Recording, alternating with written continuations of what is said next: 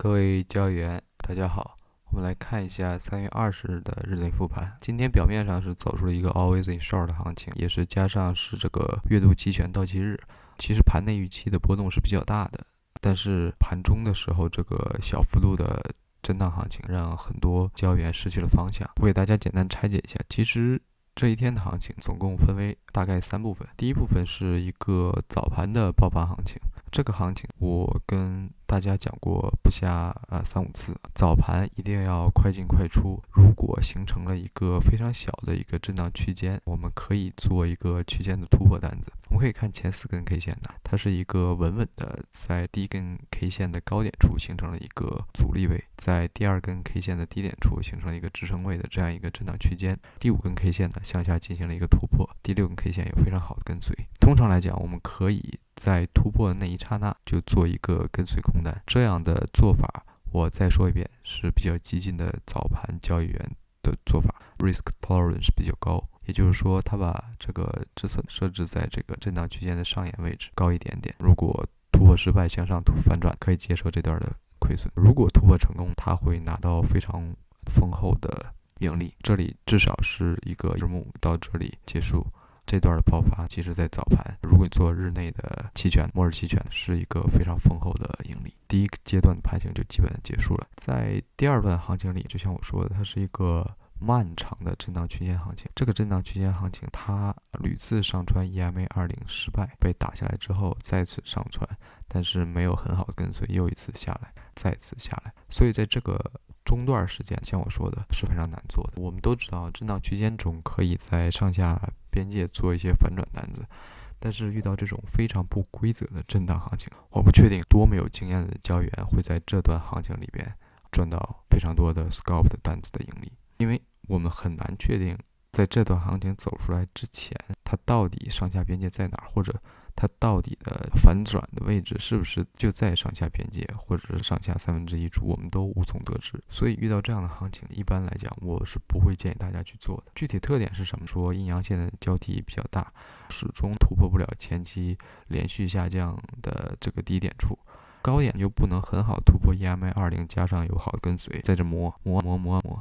直到这部分的突破。当然第一次突破大部分是假突破，但是当我们看到这个阴线它是在前期低点的附近经过了一段迟疑之后，又在 EMA20 的这个位置形成一个 gap 之后的向下探，我们可以在下方挂一个限价的空单，止损就放在 EMA20 上方，或者是你如果觉得保险一点放得更高也行。这个位置做的空单我们至少是要拿到这个震荡区间的1倍距离的，也就是说这个位置当然很顺利，我们系统给出的所有的位置也都达到了这个目标点位。这段空单一直在这出发，直到这一段我们盈利收起。如果说我们在这里还是能看到这个连续的阴线并没有好的反弹，你的继续持有下一个目标点位是哪儿？还是像我之前给大家讲过的，越接近尾盘越不要用那种盘中做单的方式，比如说 Always in Long 的移动止损，或者是死拿期待更高的回报啊，不要用这种方式做单，就稳稳的按照 Measure Move 去拿。如果你想继续持有的话，你的下一个目标点位就是这里，是2倍的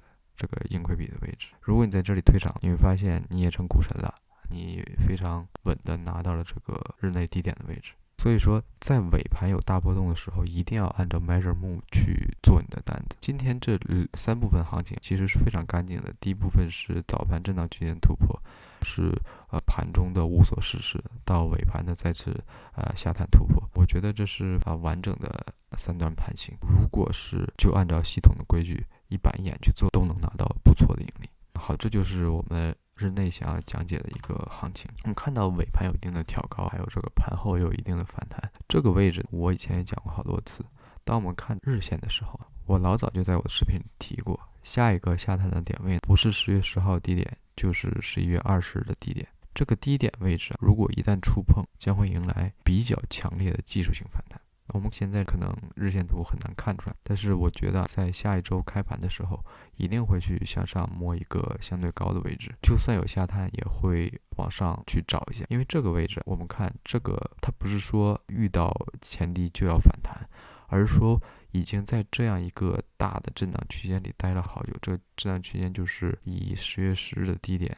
到这个10月29日的高点处，这一段震荡区间进行了好多次假突破，这是一次向下的假突破，这一段有大概5-6次向上的假突破，但最后也都收回了震荡区间之间。我们在做震荡区间的行情的时候，没有任何预设，不要去预设这一次是真突破了，我一定要做跟随，不要这样想。不要尤其在日线的时候，不要在收盘处把自己所有的砝码都扔掉。你要看到对前期低点突破以及这个震荡区间的持久性，这里可能有一个技术性反弹，之后我们再按照之后的盘面去做。千万不要说看到这样的这个突破就跟，看到就跟。这是非常不理智的做法，尤其是你是一个投资者而不是一个投机者的角度来看，你做长线的你会关心这里的吗？每次遇到这样的极度恐慌的行情，就无数的鬼故事就来了。我还是奉劝大家，长线不要动，短线你就根据我的这个思路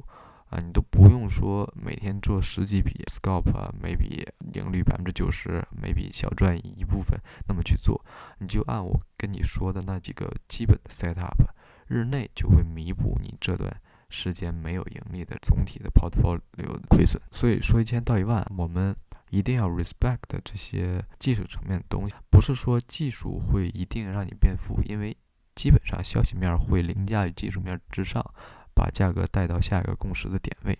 但是我们要对每一次的重要的技术点位有一定的尊重，比如说上一次这个上周一的低点处，我告诉大家，一旦在这里第一次有触碰，会有技术性反弹。果不其然，在13号的触碰之后，16、17连续2天有个技术性的反弹。技术性反弹不代表是整个趋势的反转，所以之后的盘形我们要继续去看，而不是说这直接就上去了或者怎么样，都有可能。第二次的突破，我就跟大家说，这可能是去要找下一个区间的下沿。我们这里不是刚好有吗？10月10日与10月20这2个下沿位置，这里也触碰下一步呢，可能也有一个比较完好的技术性反弹。之后我们再谈之后的行情。好了，这就是整个对日线的一个分析情况。如果喜欢我的讲解，欢迎大家关注我的频道。如果对这个工具感兴趣的，也可以尝试使用。